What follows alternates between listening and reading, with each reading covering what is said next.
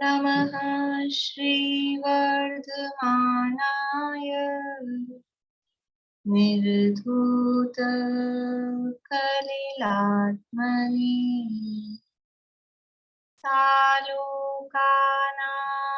त्रिलोकानां यद्विद्यादर्पणायते यद्विद्यादर्पणायते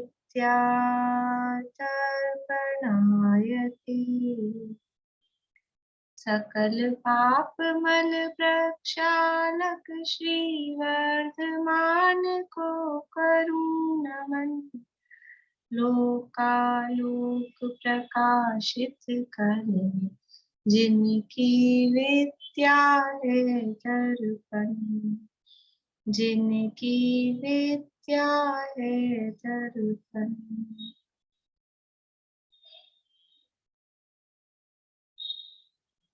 श्लोक पाठ करना।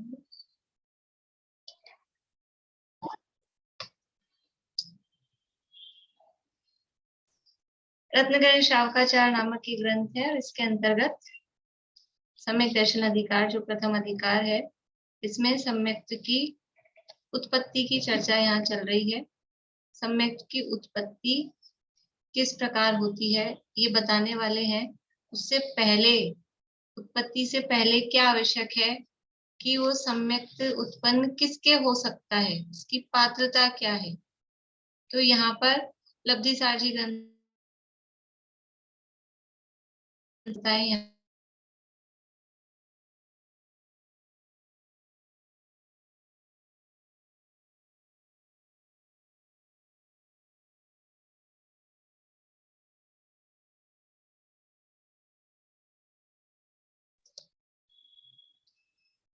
आवाज आ रही है?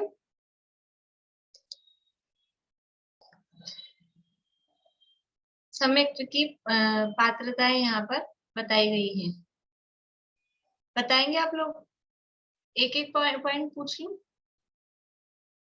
एक एक पॉइंट पूछ लेते, सबका नंबर आ जाएगा लगभग। हाँ, सबसे पहला पॉइंट बोलिए पूर्णिमा आंटी, सबसे पहला पॉइंट। संगी पंचेंद्रिय पर्याप्त होना चाहिए। आपने दो तीन चीजें एक साथ बोल दी, चलिए ठीक है। हाँ ठीक है, वो हाँ पॉइंट ठीक है। बोलिए रेणु जी। मिथ्या दृष्टि होना चाहिए, चाहे शादी चाहे अनादि।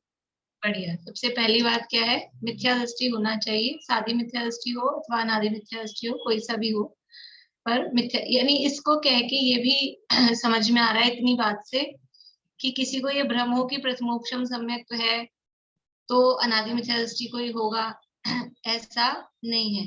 शादी मिथ्या दृष्टि को भी प्रथमोपशम सम्यक हो सकता है, मिथ्या दृष्टि होना चाहिए। दूसरा पॉइंट विनीता आंटी। चारों गति में से किसी भी गति का हो लेकिन सिद्ध नहीं होना चाहिए। बढ़िया। चारों गतियों में से किसी गति में स्थित होना चाहिए, संसारी होना चाहिए। किसी यानी एक तो ये बात कि सिद्ध भगवान नहीं हो, सिद्ध नहीं हो, पंचम गति वाला नहीं हो, और दूसरी बात ये भी है कि चारों गतियों में प्रथमोपशम सम्यक तो हो सकता है। कोई ये सोचे कि मनुष्यों को ही होगा अकेले, नारकियों को नहीं हो सकता हो, कि तिर्यंचों को नहीं हो सकता हो, मनुष्यों को और देवों को ही होता हो, ऐसा नहीं है। चारों गतियों में से किसी भी गति में हो, प्रथमोपशम सम्यक तो प्राप्त हो सकता है। हाँ, तीसरा पॉइंट गर्भज को ही होगा। मनुष्य और तिर्यंच गर्भज होते हैं, देवकी और नाग के उत्पाद पे वाले होते हैं, इसीलिए तो गर्भज वालों को ही। बढ़िया। उससे पहले और उसके बाद वाले वो दो पॉइंट पूर्णिमा आंटी ने बोल दिए थे कि संगी को ही होगा, और संगियों में भी नेक्स्ट पॉइंट था पर्याप्त को ही होगा। मिथ्या दृष्टि हो, फिर चारों गतियों में स्थित हो, उसके बाद में संगी हो और पर्याप्त हो। फिर नेक्स्ट पॉइंट है गर्भज होना चाहिए। ये नियम है, प्रथमोपशम सम्यक गर्भज जीवों को ही प्राप्त होता है, मनुष्य और तिर्यंचों में। देव और नारकियों में तो ऑप्शन ही नहीं है, वो तो उपाद जन्म वाले ही होते हैं, तो वहां तो उपाद जन्म में होता है। लेकिन मनुष्य और तिर्यंच क्योंकि गर्भ जन्म वाले भी होते हैं और सम्मूर्छन जन्म वाले भी होते हैं, तो सम्मूर्छन जन्म वाले मनुष्य और तिर्यंचों को प्रथमोपशम सम्यक्त्व नहीं होता है, उनको शिवोपशम सम्यक्त्व हो सकता है, प्रथमोपशम उनको नहीं होगा। तो ये पॉइंट हुआ, गर्भज ही होना चाहिए। आगे नेक्स्ट,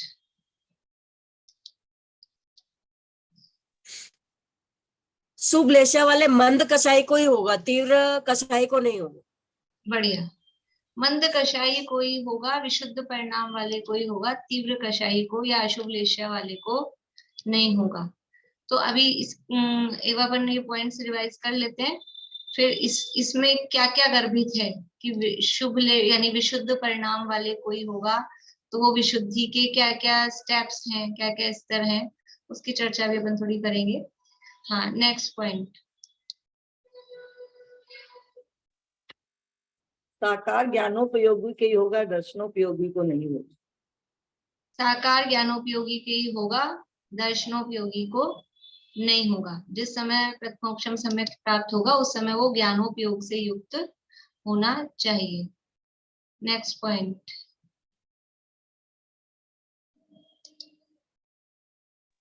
भव्य जीव के होगा, अभव्य के नहीं। बढ़िया, भव्य जीव के होगा, अभव्य के नहीं। नेक्स्ट, जागृत अवस्था में ही होगा, हाँ, जागृत सुप्त अवस्था में, अवस्था में नहीं। निद्रा की अवस्था में नहीं। नहीं होगा। ठीक है, और बचा है कोई?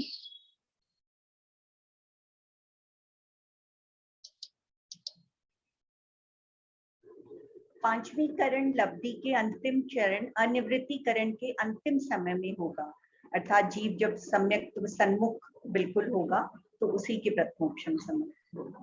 इसको थोड़ा सा लैंग्वेज को ठीक करना है। जो पांचवी करण लब्धि है उसका जो अंतिम तीसरा अनिवृत्तिकरण है, उसके अंतिम समय में नहीं होगा, उसके अंतिम समय वाले जीव को, मतलब पात्रता की बात कर रहे हैं ना, तो वो जो अंतिम समय में स्थित जीव है उसको अगले समय में फिर प्रथमोपशम समय, उस समय तो क्योंकि वो अनिवृत्तिकरण में स्थित है, उस समय में सम्यक तो नहीं है, उस समय तो वो मिथ्या दृष्टि है, अगले समय में उसको सम्यक वाणी।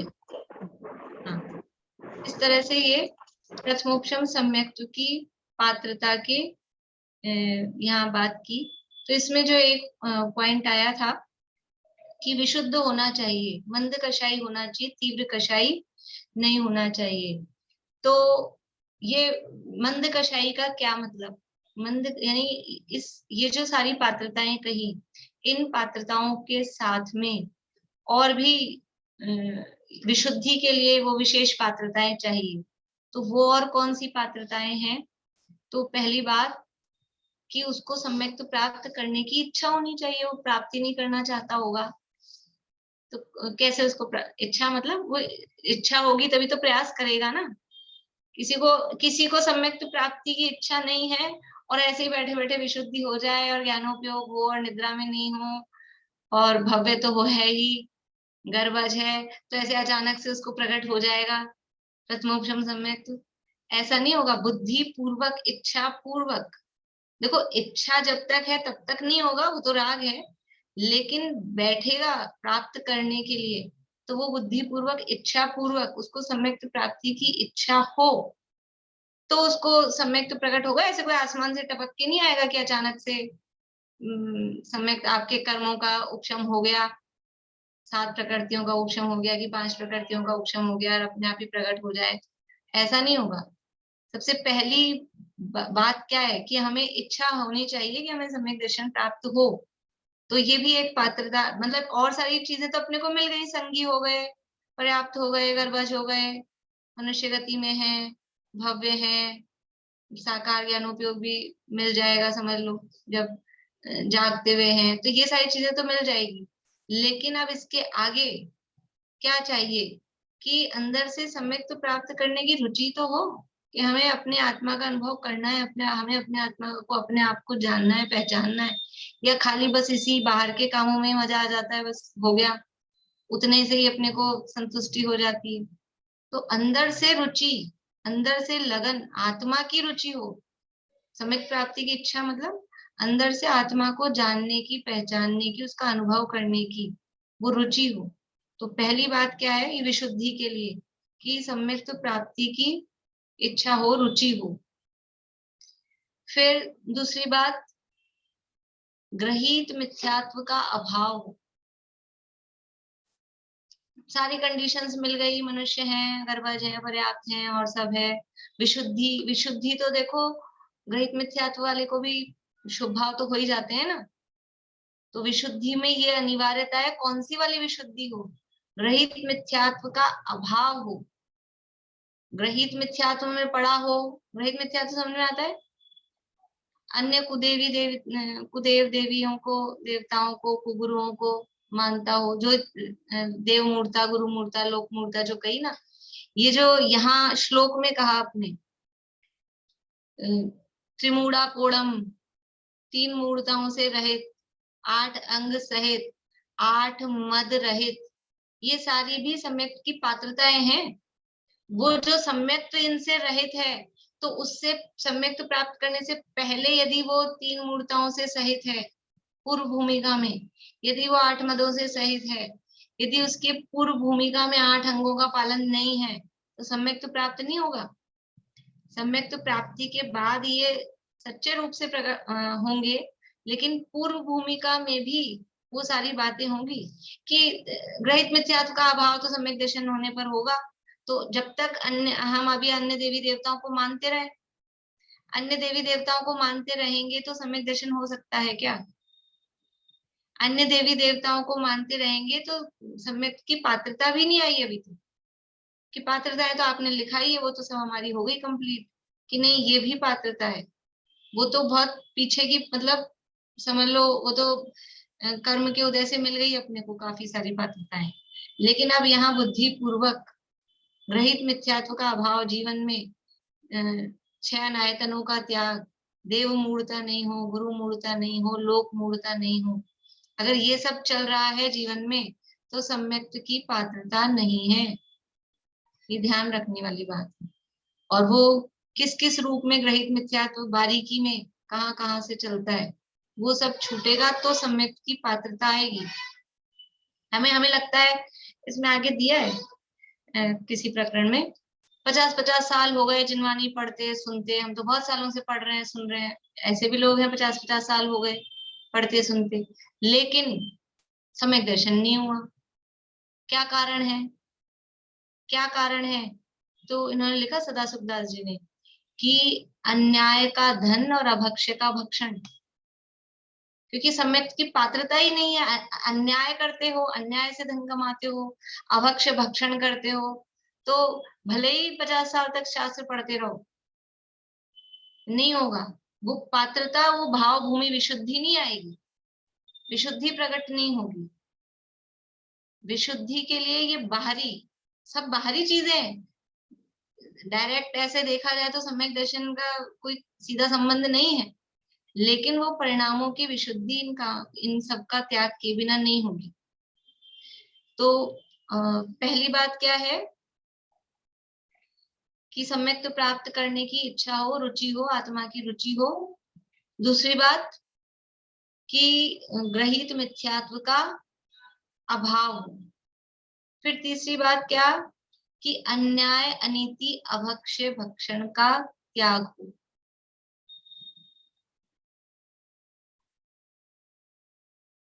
या इससे पहले लिख लीजिए, वो उससे मैचिंग रहेगा। ग्रहित मिथ्यात्व के त्याग का अभाव, ग्रहित मिथ्यात्व का अभाव हो, उसके बाद ही भगवान में कर्ता बुद्धि या भगवान हमारा भला कर देंगे ऐसी मान्यता का अभाव हो। भगवान को कर्ता धर्ता मानने की मान्यता का अभाव हो।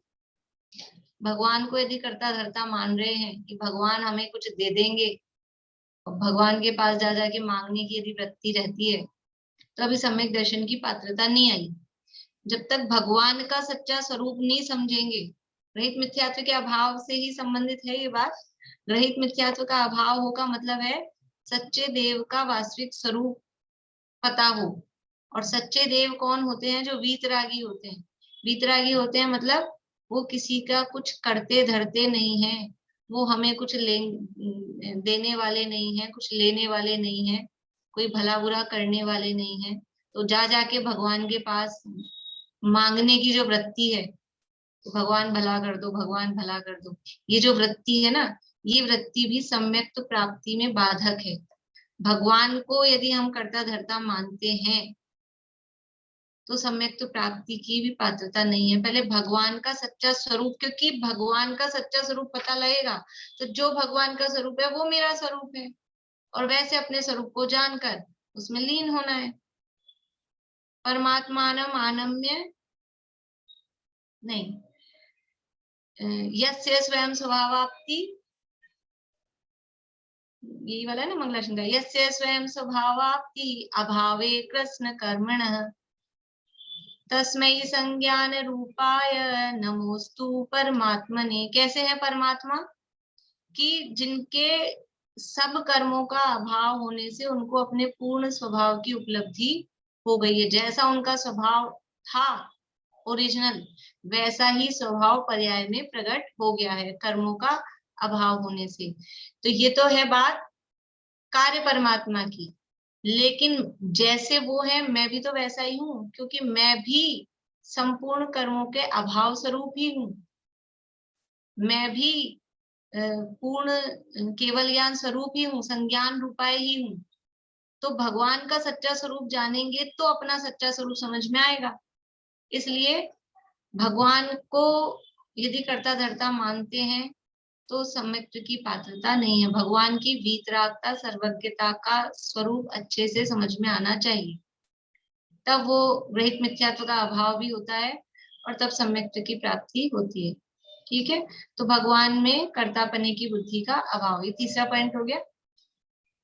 चौथे में लिखिए अन्याय अनीति अभक्ष्य का त्याग।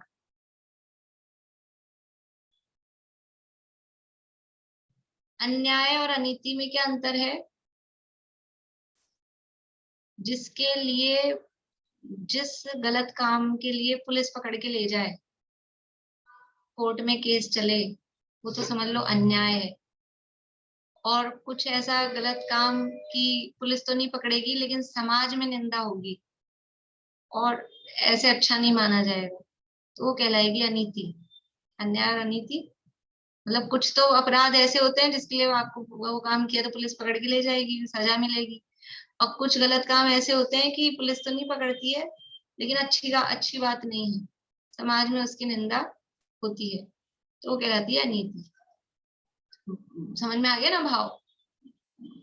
जैसे कि किसी के घर में जाके उसके लॉकर से रुपया पैसा निकाल लाए, तो ये क्या है? चोरी है, पुलिस पकड़ेगी उसको। और ऐसे अपने घर में किसी की समझ लो हस्बैंड की जेब से निकाल लिया, हस्बैंड वाइफ तो छोड़ो, पर ऐसे छोटी मोटी कोई चीज, बच्चों का ले लो, किसी का रबड़ ले आए, किसी की पेंसिल ले आए, ऐसा काम किया, तो वो भी है तो चोरी ना, वो भी है तो चोरी, लेकिन उसके लिए पुलिस पकड़ के लेके जाएगी कि इसने इसका रबड़ उठा लिया था, इसने इसकी पेंसिल चुरा ली थी।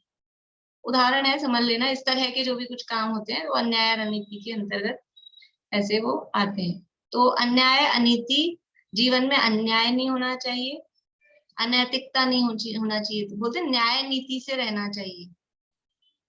ईमानदारी, जो भी ये जो गुण है मनुष्यता के, उन गुणों को फॉलो करते हुए अपना सामाजिक जीवन, व्यापार, धंधा उस तरह से करना चाहिए।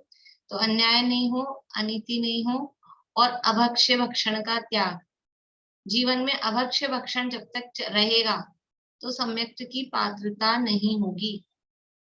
भले ही मनुष्य है, सैनी है, गर्भज है, पर्याप्त है, साकार ज्ञान उपयोग में है, जागृत है, बहुत सारी कंडीशंस हैं, लेकिन अभक्ष्य भक्षण यदि जीवन में चल रहा है तो अभक्ष्य भक्षण, और अभक्ष्य समझ लेना 5 प्रकार के अभक्ष्यों की चर्चा। अभक्ष्य का मतलब क्या? कोई सोचेगा अभक्ष्य का क्या क्राइटेरिया है, तो 5 प्रकार के अभक्ष्यों की चर्चा अपन ने की है। 5 प्रकार के अभक्ष्य, त्रसघात, बहुघात, अनुपसेव्य, नशाकारक और अनिष्ट, ये सब अभक्ष्य हैं। तो अभक्ष्य भक्षण यदि जीवन में चल रहा है तो भी सम्यक्त की पात्रता नहीं है। ठीक है, अन्याय अनीति अभक्ष्य का त्याग होना चाहिए। फिर ये जो समझ लो इसमें जो दिया था 3 मूर्ताओं का त्याग, वो इसमें ग्रहित मिथ्यात्व के त्याग में आ गया। उसको ब्रैकेट में ये भी कर सकते हैं 3 मूर्ता 6 अनायतन का त्याग। ग्रहित मिथ्यात्व के त्याग के अंतर्गत 3 मूर्ता 6 अनायतन का त्याग, वो सब उसमें शामिल हो गए। फिर है निशंकित आदि 8 अंगों का धारण या पालन। ये जीवन में पहले होता है, पात्रता के लिए ये जीवन में पहले निशंकित अंग होना चाहिए। निशंकित अंग सम्यक्त प्राप्ति के बाद प्रकट होता है कि सम्यक्त की पहले होता है? निशंकित अंग सम्यक दृष्टि के होता है कि मिथ्या दृष्टि के होता है? सम्यक दृष्टि के होता है कि मिथ्या दृष्टि के होता है? निशंकित अंग, कुछ लोग 2 उंगली दिखा रहे हैं, कुछ लोग 1 उंगली दिखा रहे हैं। देखो वास्तविक निशंकित अंग तो सम्यक दृष्टि के ही होता है। सम्यक दृष्टि के ये 8 अंग होते हैं, सम्यक दर्शन के 8 अंग कहे गए हैं। लेकिन सम्यक से पहले भी व्यवहार निशंकित आदि 8 अंग जीवन में होते हैं। मिथ्या दृष्टि के जीवन में भी ये निशंकित आदि 8 अंग होते हैं। यदि ये 8 अंग नहीं हो उसके जीवन में, तो जिनवच में शंका है, अभी निशंकित अंग का क्या मतलब है कि जिनेंद्र भगवान के वचनों में शंका नहीं करना। जिन वचन में शंका न धार, तो जिनेंद्र भगवान के वचनों में शंका नहीं करना, ये तो निशंकित अंग है। और वो तो प्रकट होगा अपने को सम्यक दर्शन होने के बाद में। तो अभी मिथ्यात्व की दशा में हम तो जिनेंद्र भगवान के वचनों में शंका करते रहेंगे। तो शंका करते रहेंगे तो हमको वो तत्व की प्राप्ति हो सकेगी क्या? जब तक इस पे विश्वास ही नहीं होगा। इदमेव ईदृशम चैव तत्वम नन्यत न चान्यथा। तत्व यही है, मैं आत्मा हूं, मैं शुद्धात्मा हूं, मैं ज्ञान स्वभावी हूं। ये जब तक स्वीकार नहीं होगा, ये जिनेंद्र भगवान के वचनों पे ये विश्वास है अपने को कि उन्होंने कहा है ये तत्व 7 होते हैं, मैं शुद्धात्मा हूँ। नहीं तो दुनिया में ऐसे भी है, कहा कि आत्मा खाओ पियो मौज करो, भस्मीभूतस्य देहस्य पुनरागमनम कुतः। ये शरीर है जो ही है, नष्ट हो जाएगा तो अपन भी नष्ट हो जाएंगे, ऐसी मान्यता वाले भी लोग हैं। लेकिन जिसको ये विश्वास है कि शरीर अलग है, मैं अलग हूँ, शरीर नष्ट हो जाएगा पर मैं रहूंगा, तो ये भगवान की ये बात अपने को कहाँ से पता लगी? ये जिनवाणी के माध्यम से, जिनेंद्र भगवान के वचनों के माध्यम से ही तो हमको समझ में आया ना। तो उस पर विश्वास करके तो हम आगे बढ़ रहे हैं। नहीं तो यही विश्वास नहीं हो कि हम सम्यक दर्शन भी कुछ हो सकता है, अपने आत्मा का अनुभव भी हो सकता है, मोक्ष भी हो सकता है, ये विश्वास नहीं हो किसी को, तो वो ये सारे कार्यक्रम में लगेगा क्या? वो इतना उद्यम, इतना पुरुषार्थ करेगा क्या? तो ये विश्वास होना चाहिए। तो ऐसा सम्यक से पहले पूर्व भूमिका में ही व्यवहार रूप से ये 8 अंग, विषयों की जिसको कामना है तो वो क्यों अपने आत्मा का अनुभव करने के लिए लेगा? विषय कषायों में रहेगा, कहाँ विशुद्धि होगी? निकांक्षित अंग नहीं है, निर्विचिकित्सा, अमूढ़ दृष्टि। अमूढ़ दृष्टि अंग नहीं होगा तो ग्रहित मिथ्या दृष्टि होगा।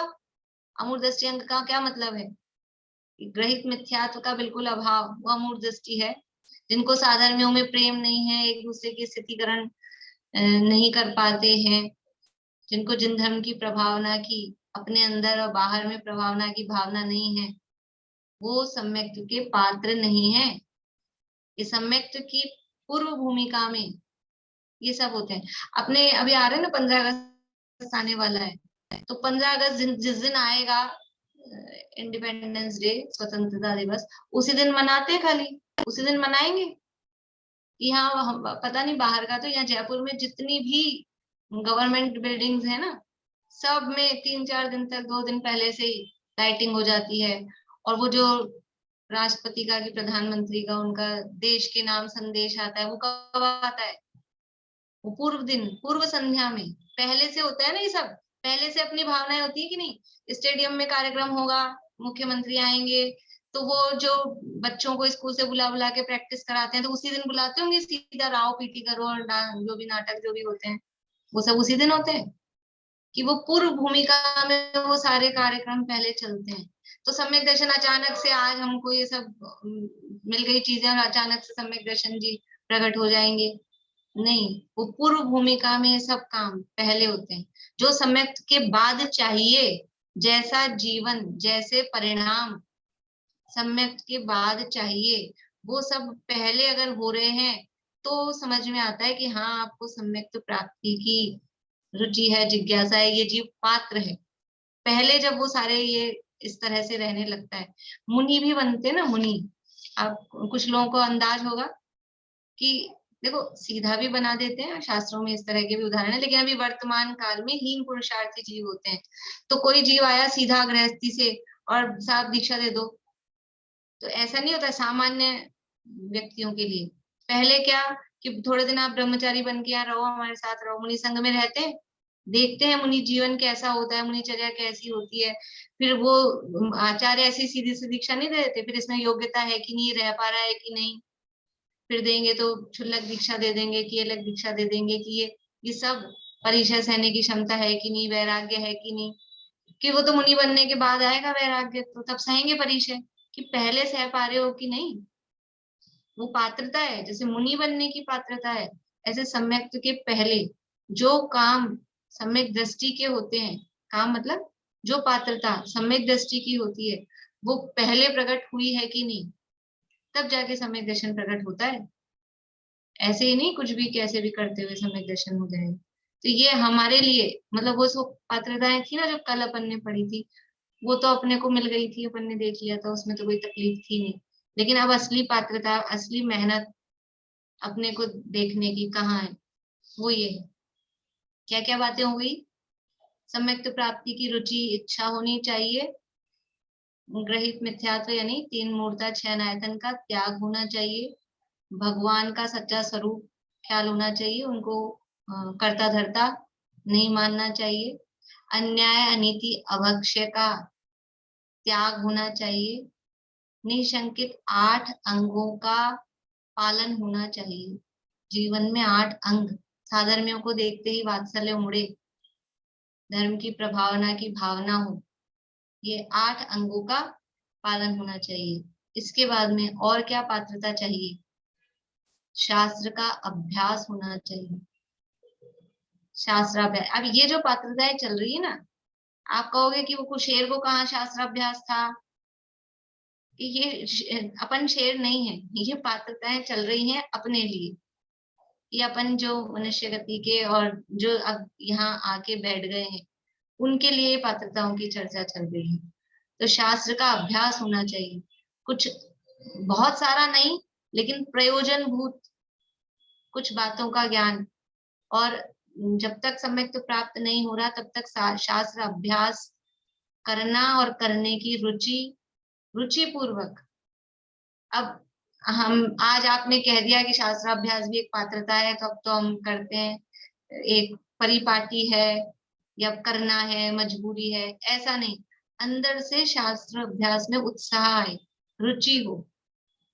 शास्त्र वास्तव में वो, क्योंकि भगवान की वाणी है तो भगवान से कम नहीं है, ऐसे वो शास्त्र अभ्यास के प्रति प्रीति हो, रुचि हो, तो वो सम्यक्त्व का पात्र होता है। तो शास्त्र अभ्यास होना चाहिए, और शास्त्र अभ्यास अकेला हो गया, खूब शास्त्र पढ़े, पढ़कर शास्त्र अनेकों फाड़े, ऐसे पढ़े कि पन्ने पन्ने अलग हो गए, ऐसे पढ़े तो सम्यक दर्शन हो जाएगा क्या? कि नहीं, वो खाली शास्त्र तो पढ़ा है, किताबें पढ़ी है, लेकिन उसका विचार भी होना चाहिए। तो और अंतिम मतलब अब वास्तव में आप योग्य हो गए हैं, तो उसके लिए पात्रता है तत्व विचार होना चाहिए। तत्व विचार जो टोडामल जी साहब ने जो कहा है, तत्व विचार होना चाहिए।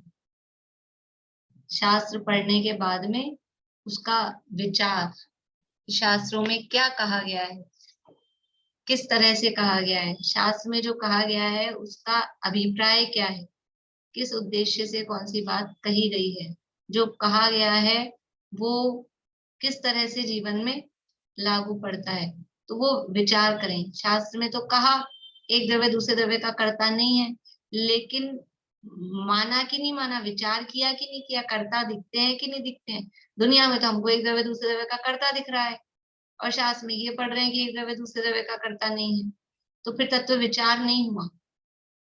जो शास्त्र में पढ़ा है फिर वो दुनिया में दिखे कि हाँ ऐसा ही तो है। जग में जिसको निज कहता मैं, वह छोड़ मुझे चल देता है। तो ये शास्त्र में पढ़ लिया, और फिर हम क्या देखते हैं कि कभी कभार हमको लगता है हाँ कोई जब छोड़ जाता है तो हमको लगता है हाँ इसको हमने अपना कहा था, ये छोड़ गया। लेकिन वास्तव में वो छोड़ मुझे चल जाएगा ही चल जाएगा। जिसको निज कहेंगे, जिस परद्रव्य को अपना कहेंगे, वो छोड़ के जाएगा ही जाएगा। ये है शास्त्र का वाक्य, ये है शास्त्र का सिद्धांत। क्योंकि परद्रव्य कभी अपना होता ही नहीं है, तो जो पर में अपनापन करेगा वो दुखी होगा। तो हमको ये बात समझ में आती है क्या कि हमारे दुख का कारण क्या है? वो पर पदार्थ दुख का कारण है कि उसमें जो अपनापन किया था वो दुख का कारण है। तो ये इसका नाम है तत्व विचार। दुख का असली कारण क्या है? हम परद्रव्यों को दोष देते हैं, लेकिन शास्त्र अभ्यास किया तो अपने दुख के सही कारण को खोजा। जो कारण सही खोज लेंगे तो बीमारी ठीक होगी। सबसे पहले डॉक्टर क्या करते हैं बीमारी का इलाज करने से पहले? सबसे पहले कि बीमारी हुई कैसे, उसके कारण निदान करते हैं। निदान लिखा होता है पर्चियों पे, डायग्नोस, कि किस कारण से बीमारी हुई है। तो हमें दुख है, तकलीफ है, दुखी है, तो उसका कारण क्या है? कि दुख का कारण इच्छाएं, राग, मिथ्यात्व, जो भी बोलो, वो दुख का कारण है। तो ये कारण पकड़ में आएगा तो उस कारण को हम दूर करने के लिए क्या कर रहे हैं? उस कारण को दूर करने का प्रयास करते हैं, तो वो पात्रता है। और हम परद्रव्यों को इधर हटाना हटाना, सटाना, मिलाना, जुटाना, यही करते हैं।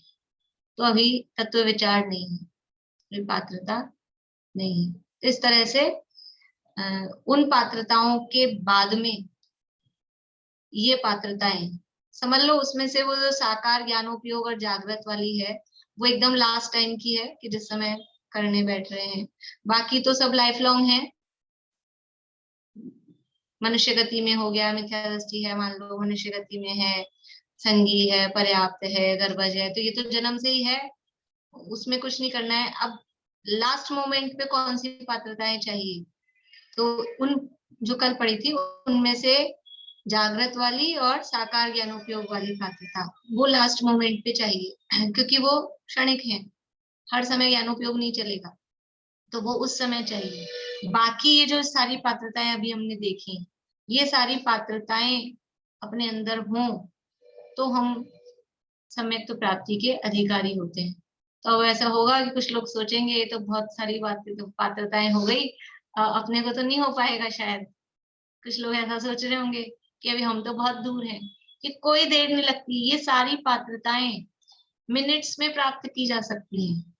ये सारी पात्रताएं शेर ने प्राप्त की थी कि नहीं की थी?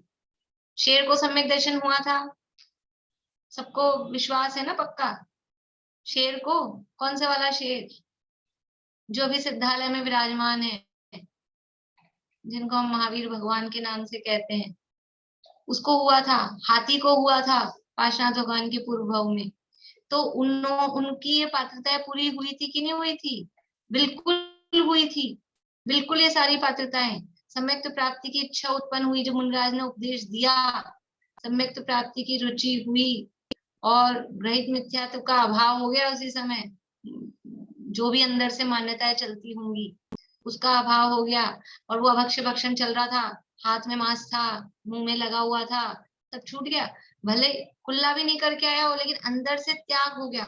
वो तो जिस भूमिका में है उस भूमिका की बात है, उसके पास जहाँ साधन थे नहीं, ये सब त्याग हो गया। अन्याय, नीति, अभक्ष्य जीवन में से। और शास्त्राभ्यास कि ये जो मुनिराज ने उपदेश दिया, ये उपदेश ही उसका शास्त्राभ्यास है। उस उपदेश पर उसने विचार किया कि ये जो कह रहे हैं ऐसा ही तो है, ये तत्व विचार हो गया।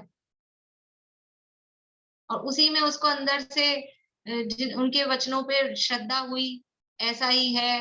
विषयों से वो खा रहा था ना मांस, उससे अरुचि हो गई, निकांक्षित हो गया, और निर्विचिकित्सा, जहाँ एक होते हैं वो सारे प्रकट हो जाते हैं। वात्सल्य, नहीं तो शेर के सामने कोई आदमी जिंदा खड़ा रह सकता है, तो उसको वात्सल्य का परिणाम कि ये देखो मुझे उपदेश देने आए हैं, ये सारे अंग प्रकट हो गए अंदर उसी समय। कितनी देर लगी? 2-4 महीने अभ्यास किया होगा उसने, मिनट्स में काम हो गया। इसलिए निराश होने की आवश्यकता नहीं है, घबराने की आवश्यकता नहीं है। दिशा बदलने में बहुत लंबा समय नहीं लगता है, केवल दिशा बदलनी है। दिशा बदलने में कितनी देर लगती है? अब इधर मुंह करके बैठे हैं, घुमा लो, कितनी देर लगती है दिशा बदलने? ये दिशा बदलनी है, केवल दिशा बदलनी है। अभी संसार की तरफ दिशा है और वो दिशा मोक्ष की तरफ हो जाए तो पात्रता है। तो इस तरह से ये सम्यक प्राप्ति की यहाँ पात्रताओं की बात यहाँ की गई है, और उसमें कुछ एडिशनल समझ लो वो हमने यहाँ चर्चा की है। बोले कविता जी। जी, समूर्छन मनुष्य कौन से होते हैं? समूर्छन मनुष्य वे होते हैं जो भी अपने को मनुष्य दिखते हैं वो सब गर्भज ही होते हैं। और समूर्छन मनुष्य वो होते हैं जो माता पिता के बिना ही जो कर्म भूमि के स्त्री पुरुष होते हैं, मुख्य रूप से स्त्रियां, उनके अंडर आर्म्स में, गुप्त अंगों में, वहां वातावरण से, पसीने आदि के निमित्त से वो वहीं अपना शरीर बना लेते हैं, तो मनुष्य कहलाते हैं। मनुष्य भाव होता है, लेकिन समूर्छन होते हैं तो वो समूर्छन मनुष्य होते हैं, अपर्याप्त होते हैं, मतलब उनकी आयु श्वास के 18वें भाग होती है। तो जन्म होता है और जन्म होते ही समझ लो मरण हो जाता है तुरंत ही, एक श्वास का 18वें भाग जितनी आयु। तो बाहर कोई समूर्छन मनुष्य दिखेंगे नहीं अपने को, कोई समूर्छन मनुष्य दिख रहे हैं, वो समूर्छन मनुष्य कहलाते हैं। और ये समूर्छन मनुष्य, देखिए ध्यान से सुनना, समूर्छन मनुष्य वो नियम से अपर्याप्त ही होते हैं। लेकिन समूर्छन अगर तिर्यंच हैं तो वो अपर्याप्त ही हो ऐसा जरूरी नहीं है, वो पर्याप्त भी हो सकते हैं, अपर्याप्त भी हो सकते हैं। लेकिन अगर मनुष्य समूर्छन है तो वो अपर्याप्त ही होते हैं।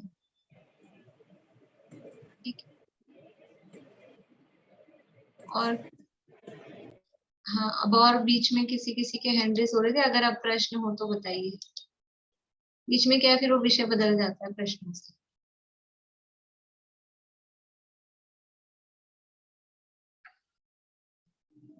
बोलिए। नहीं, मैं अन्याय के लिए जो आपने उदाहरण दिया उसके लिए पूछ रही थी कि आपने जो उदाहरण दिया वो तो एक तरह से चोरी या पाप में जाएगा। अन्याय तो वो हुआ ना कि मैंने गलती की भी नहीं थी और मुझे सजा मिली, तो वो मेरे प्रति अन्याय हुआ। अपने प्रति नहीं, अपन कर रहे हैं, मतलब सिंपल मतलब एक अन्याय का उदाहरण दे रही हूँ, किसी की भी प्रति, मान लीजिए मैंने उसकी गलती नहीं थी और उसको मैंने कहा कि तुम गलत हो, तो ये उसके प्रति अन्याय मैं कर रही हूँ। अन्याय का मतलब है न्याय के विरुद्ध, हाँ, है ना। और न्याय का निर्माण कौन करता है? वो सरकार करती है। तो सरकार में किसी के घर में जाकर डाका डालना, चोरी करना, उसके लॉकर में से सामान निकाल लेना, ये सरकार ने इसको गलत बता रखा है कि नहीं बता रखा है? नहीं यदि नहीं आप ऐसा करोगे तो आपको सजा मिलेगी। किसी को जान से मार देना, ये सरकार ने इसको गलत कह रखा है कि नहीं कह रखा है? यदि किसी को जान से मार दिया तो सरकार पकड़ेगी और सजा देगी। नहीं, पर ये पाप में और अन्याय में फर्क नहीं आएगा? अन्याय तो पाप है ही ना, अन्याय भी पाप है, अनीति भी पाप है, वो तो पाप तो है ही। उसको पाप अपने, हम पाप से वो नहीं कर रहे हैं। हाँ, हम तो अन्याय, अनीति, अभक्ष्य 3 शब्द थे ना। तो उसको क्या बोलेंगे? अगर कोई वकील गलत डिसीजन दे देता है किसी के प्रति जो नहीं है, तो वो अन्याय की क्रेडिट में नहीं आएगा? उसको हम ऐसा बोलते हैं अन्याय हो गया, वो बराबर नहीं हुआ, वो बात अलग है। हाँ, लेकिन अभी यहाँ पर जो प्रकरण चल रहा है उसमें अन्याय का अर्थ ऐसा है कि जो सरकार द्वारा अप्रूव्ड है, गवर्नमेंट ने जो न्याय के विधान बना रखे हैं, उसको हम उसके विरुद्ध यदि हम काम करते हैं तो वो अन्याय कहलाएगा, जिसके लिए सरकार सजा दी गई है। तो व्यापार धंधे में या घर गृहस्थी में इस तरह के काम यदि जीवन में करते हो कि जो अन्याय रूप है, जिसके लिए आपको सजा मिलने वाली है, तो फिर सम्यक दर्शन की पात्रता नहीं है।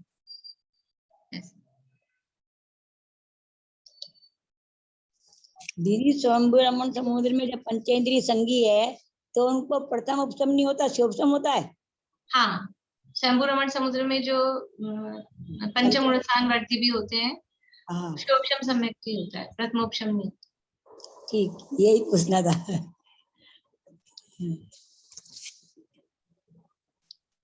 मैम थोड़ा इससे हटके क्वेश्चन कर लूं। बोलिए। ये था कि जैसे अपन कहते हैं कि जैसे कुछ खाते पीते हुए नहीं सुनना चाहिए धर्म की बात, या कुछ नहीं करना चाहिए। तो जैसे है ना अपन जैसे दूसरी चीज, जैसे अब कुछ खाते पीते हुए अपन दूसरी चीज सुन रहे हैं, तो वो अपने अंदर जा रही है। कहने का मतलब वो अपने साथ अंदर जा रही है। तो अपन धर्म की बात भी ऐसे खाते पीते करें तो अपने ज्यादा बेटर है ना, कि उससे उससे तो बेटर है ना कि अपने वो अंदर जाए बात। ठीक है, समझ गई मैं। देखो इनका प्रश्न क्या है कि भाई हम कहते हैं झूठे मुंह जिनवानी, पढ़ना सुनना बोलना नहीं, ऐसा। तो हम और तो बातें करते हैं, हम गाने सुनेंगे, टीवी में मूवी देखेंगे, वो करते करते तो हम खाते पीते हैं। तो हम वो करते करते खाए पिए से तो अच्छा है कि हम जिनवानी पढ़ते सुनते हुए खाते पीते रहे। तो देखो पहली बात तो कि जब उसका निषेध है, शुभ का ही निषेध कर रहे हैं, तो अशुभ का तो निषेध ही। शुभ का निषेध इसलिए नहीं है कि आप अशुभ में जाओ। और एक नियम ये है कि 7 स्थान कहे मौन रहने के, 7 या 9 ऐसा कुछ है। तो भोजन हमेशा मौन से करना चाहिए। तो वो नियम हम फॉलो करते ही नहीं, हम तो बोलते बोलते करते हैं। तो अगर वो नियम फॉलो, कुछ भी नहीं बोलना चाहिए। एक्चुअल में जो भी शब्द हैं वो दिव्य ध्वनि का अंश, जिनवाणी का अंश कहे जाते हैं, शब्द अक्षर जो भी हैं। तो झूठे मुंह उनको उच्चारण करना, या कहीं लिखे हुए तो हाथ लगाना, इस भी तरह जो भी तरह से, तो उसमें वो जिनवाणी के ही अंश होते हैं। चाहे स्कूल की भी कॉपी किताबें हों, दूसरे भी हों, न्यूज़पेपर वगैरह भी हों, जो भी अक्षर होते हैं उसकी विराधना नहीं करनी चाहिए। तो वो पहली बात तो वो है। लेकिन अब वो तो अपन नहीं करते, तो कम से कम इतना तो पालन करें कि जिनवाणी है, जैसे भगवान है वैसे ही भगवान की वाणी है। तो उनकी उसकी विनय के लिए अभी हम झूठा मुंह है तो वो उच्चारण नहीं करें, झूठे खाते खाते सुने नहीं। क्योंकि दूसरी बात ये है कि वो जिनवाणी है, पूरा उपयोग पूर्वक उसको सुनना चाहिए। अब हम खा भी रहे हैं और सुन भी रहे हैं, हमको तो लगता है हम दोनों काम एक साथ कर रहे हैं। लेकिन अब हमको भगवान की बात पे विश्वास है कि नहीं, श्रद्धा है कि नहीं। और ये कहा है जिनवाणी में कि कभी भी दो तरफ उपयोग एक साथ नहीं लगता है, एक समय में उपयोग एक ही जगह काम करता है।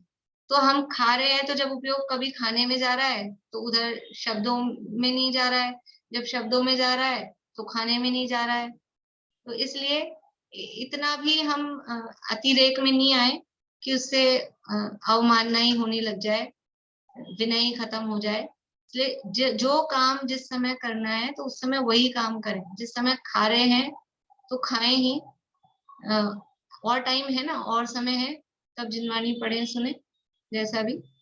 पर अभी ऑनलाइन के चक्कर में बहुत विराधना होने लग गई है, पर फिर भी हमको ध्यान रखना चाहिए, बहुत ध्यान रखना चाहिए। अभी तो आपने ऐसे समय अपना हो गया, पूरा प्रवचन इसके लिए चाहिए। पूरा जो तत्वार्थ सूत्र के 6ठे अध्याय में ज्ञानावरण के आश्रम के कारण में अपन चर्चा करते हैं इसकी, कि जिनवाणी की ज्ञानावरण और मोहनीय कर्म केवली श्रुत संघ धर्म देवावर्णवादो। तो श्रुत यानी जिनवाणी है, तो उसका अवर्णवाद करते हैं, उसका अपमान करते हैं, उसकी विनय नहीं कर रहे हैं प्रॉपर, तो वो आश्रम का कारण बनता है। इसलिए हम अलग स्वाध्याय और वो सुनने का समय अलग करें। काम करते करते ही वैसे तो निषेध करते हैं, जो लोग हार्ड रूल वाले होते हैं तो कहते काम करते करते भी मत सुनो। लेकिन फिर ठीक है, काम करते करते अपना उपयोग उसमें लगता है तो थोड़ी कितनी सी देर लगती है खाने पीने में, खाते पीते समय तो हम थोड़ा वो रखें, विनय रखें। और झूठे मुंह या झूठे हाथ या जो भी इस तरह की चीजें हैं जिनवाणी का, गद्दों पे ना रखें, कुर्सियों पे ना रखें, झूठे हाथ ना लगाएं, झूठी डाइनिंग टेबल रहती है वहां नहीं रखें, तकियों पे रख देते हैं। बहुत छोटी छोटी सी बातें हैं, जिनवाणी के बीच में ही खाना पीना चालू होता है, नहीं करें। ध्यान रखें, सावधानी रखें, कहीं ऐसा ना हो लाभ के बदले हानि ज्यादा हो जाए। हम सोच रहे हैं हमको लाभ ज्यादा हो रहा है, यही सुन रहे हैं, लेकिन उससे कहीं ऐसा ना हो कि हानि ज्यादा हो जाए, क्योंकि वो असर भी नहीं करेगी अगर हमें विनय नहीं है। विद्या ददाति विनयम, विद्या विनय से आती है। तो यदि हमें विनय भी नहीं है, विनय नहीं है, तो वो ग्रहण भी नहीं होगा। इसलिए विनय पूर्वक ही जिनवानी पढ़ना सुनना चाहिए। समय हो गया है।